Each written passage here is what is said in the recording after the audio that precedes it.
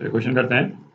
Suppose that the focus of the ellipse, है ना, दो फोकस, एलिप्स क्या दे रखा है अपने को, x²/9 plus y²/5 is equal to 1, है ना। ये जो है b से बड़ा है, हॉरिजॉन्टल एलिप्स है, इसके दोनों फोकस क्या दे रखे हैं, f10 एंड f20, जहाँ पे f10 जो है वो ग्रेटर देन 0 है, f20 लेस देन 0। अच्छा, उसके बाद क्या है, let p1 and p2 be two parabolas with a common vertex at 0 0 और फोकस एट, है ना, ये दोनों फोकस दे रखे हैं पैराबोला के। तो पहले तो ऐसा करते हैं, ये एलिप्स को विजुलाइज कर लेते हैं, एक डायग्राम बनाते हैं। एलिप्स का डायग्राम बना लिया अपन ने। ये तो हो गया आपका f10 और ये दूसरा फोकस, है ना, f2 जो है वो लेस देन 0 है। अच्छा, एलिप्स के सेंटर से फोकस का डिस्टेंस ये क्या होता है, ए ई के बराबर होता है।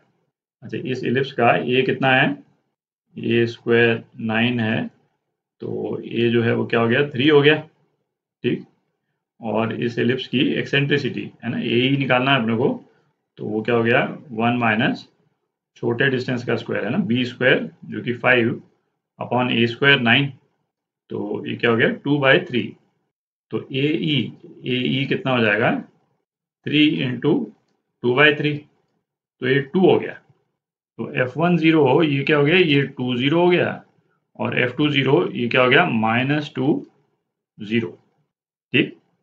अच्छा, अब क्या बोल रहा है, let p1 and p2 be two parabolas with common vertex at 0 0, ठीक। वर्टेक्स जो है दोनों का 0 0 पे है, एंड फोकस एट, एक का तो f10 पे है और दूसरे का 2f20, तो 2f2 जो है वो कहाँ पे हो जाएगा, -4 पे हो जाएगा।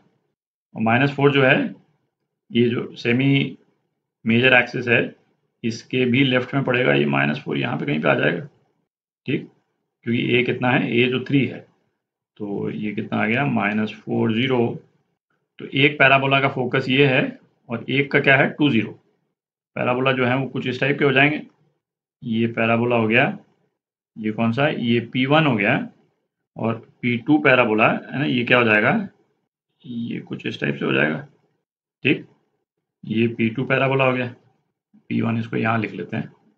अच्छा, अब क्या क्वेश्चन में, है ना, एलिप्स का अब रेलेवेंस नहीं है, एलिप्स की जितनी इन्फॉर्मेशन थी वो अपन ने निकाल ली, तो एलिप्स को अब अपन मिटा सकते हैं। तो एलिप्स को मिटा देंगे और केवल पैराबोला के ये जो दोनों फोकस हैं, है ना, उनको रिटेन कर लेंगे।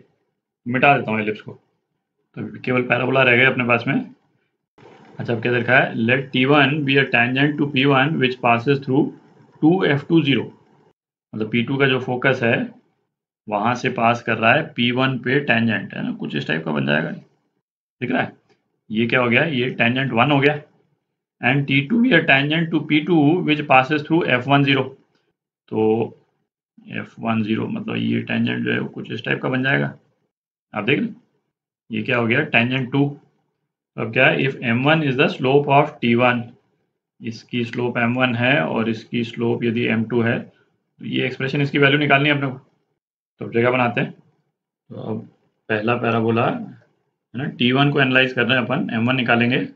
तो पहला पैराबोला का जो a है उसको a1 बोल देते हैं, है ना। क्या होता है, वर्टेक्स से फोकस का डिस्टेंस ये कितना है, 2 है। तो पहले पैराबोला की इक्वेशन जो है वो क्या हो जाएगी, y² = 8x। इस पैराबोला पे कोई भी यदि अपन पॉइंट ले लें तो पैरामीट्रिक फॉर्म में उसके कोऑर्डिनेट्स क्या हो जाते हैं, a1 T1², है ना, पैरामीटर अपन T1 ले रहे हैं फर्स्ट पैराबोला का, और 2a1 T1, ठीक। तो पैरामीटर T1 के टर्म्स में टेंजेंट की इक्वेशन, है ना, पैराबोला पे, इस वाले पैराबोला पे, है ना, y² = 4ax, है ना, इस फॉर्म में है। ये इक्वेशन क्या होती थी, T1y, है ना, ये तो अपन कर चुके हैं, T1y = x plus a T1², है ना। तो यहाँ a की जगह a1 लिख देते हैं। इक्वेशन क्या हो जाएगी, T1y = x plus twice T1²। अच्छा, टेंजेंट जो है -40 से पास कर रहा है, तो -40 के कोऑर्डिनेट्स, है ना, टेंजेंट की इक्वेशन डाल देते हैं, क्या आ जाएगा, 0 = -4 प्लस ट्वाइस T1²। तो T1 की क्या वैल्यू आ गई, ±√2, तो इस वाले पॉइंट पे है ना, ये जो पॉइंट ऑफ कॉन्टैक्ट है टेंजेंट का, इस वाले पॉइंट पे पैराबोला का स्लोप जो है ना, जो कि टेंजेंट का स्लोप भी है ना, वो क्या होता है m1 is equal to 1/t1, है ना। ये तो अपन कर चुके हैं।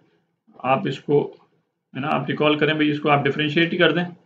इसको आप डिफ्रेंशिएट कर देंगे तो क्या आ जाएगा 2y divide by D x, जिसको m अपन बोल देते हैं, इज इक्वल टू 4a, ठीक। और y की जगह पे 2at यदि आप रख दें तो m क्या आ जाता है 1/t आ जाता है, ठीक। तो m1 जो है वो क्या है 1/t1। तो t1 की अपने पास में दो वैल्यू आई हैं, है ना, फर्क नहीं पड़ता है ना। तो m1 की भी दो वैल्यूज आ जाएंगी बेसिकली, है ना, प्लस माइनस 1/√2। अपन इसमें से मतलब कोई भी ले सकते हैं, है ना, प्लस भी लें या माइनस लें फर्क नहीं पड़ता है, क्योंकि अपने को जो एक्सप्रेशन निकालना है ना, उसमें दोनों ही केसेस में m1 का भी स्क्वायर है और m2 का भी स्क्वायर है। माइनस यदि स्लोप लेंगे तो ज़्यादा से ज़्यादा क्या होगा भाई, वो टेंजेंट एक दूसरा टेंजेंट ऐसा कैसा बन जाएगा, ठीक। स्लोप का मैग्नीट्यूड तो सेम ही रहेगा, तो इन दोनों में से कोई भी टेंजेंट ले सकते हैं अपन, फर्क नहीं पड़ता है। तो अपन ये पॉजिटिव स्लोप वाला टेंजेंट ले लेते हैं। तो m1 जो है अपने पास में क्या आ गया 1/√2, ठीक। तो इसको यहाँ पे नोट कर लेते हैं। अब m2 निकालते हैं, ये दूसरा टेंजेंट इसको मिटा देते हैं। तो पैराबोला 2 एनालाइज कर रहे हैं अपन। सेकंड पैराबोला में जो इसका a है, इसको अपन a2 बोल देते हैं, वो कितना है 4, ये डिस्टेंस 4। तो पैराबोला की इक्वेशन जो है वो क्या हो जाएगी y² is equal to -16x, है ना, इसका शेप ऐसा है तो -16x। अच्छा, इस वाले पैराबोला पे अब ये वाला जो पॉइंट है पॉइंट ऑफ कॉन्टैक्ट, इसके कोऑर्डिनेट्स अपन ले लें पैरामीट्रिक फॉर्म में, -a_t2² और 2a_t2। अच्छा, पैराबोला की इक्वेशन जब y² is equal to -4x के फॉर्म में होती है तो पैरामीटर के टर्म्स में टेंजेंट की इक्वेशन क्या होगी t2y is equal to -x, है ना, ये चेंज हो गया प्लस a2t2²। और ये टेंजेंट किससे पास कर रहा है 2 0 से पास कर रहा है, तो इसमें अपन 2 0 की वैल्यू डाल देते हैं टेंजेंट की इक्वेशन पे। तो क्या आ जाएगा 0 is equal to -2 plus 4t2²। तो t2 की क्या वैल्यू आ गई प्लस माइनस 1/√2। तो जो m2 का जो स्लोप है ना, वो क्या है 1/t2। तो अपने पास में m2 का स्लोप क्या आ गया प्लस माइनस √2 आ गया, है ना। अगेन प्लस माइनस, जैसे इसमें तो ये जो स्लोप अपन ने ले रखा है टेंजेंट नेगेटिव स्लोप का ले रखा है, पर इसी वाले पॉइंट से पॉजिटिव स्लोप का भी टेंजेंट बन सकता है ना। सेकंड पैराबोला पे P2 के ऊपर इस तरह से कोई भी स्लोप ले लो, कोई फर्क तो पड़ता नहीं उससे। तो ये m2 की भी वैल्यू आ गई अपने पास में, m1 की वैल्यू आई गई। तो अब अपन निकाल लेते हैं 1/m1² प्लस m2², है ना। ये क्या हो जाएगा 1/m1², है ना, ये 2 हो गया, और m2², है ना, ये भी 2 2 + 2 इज इक्वल टू 4, है ना। ये आपका आंसर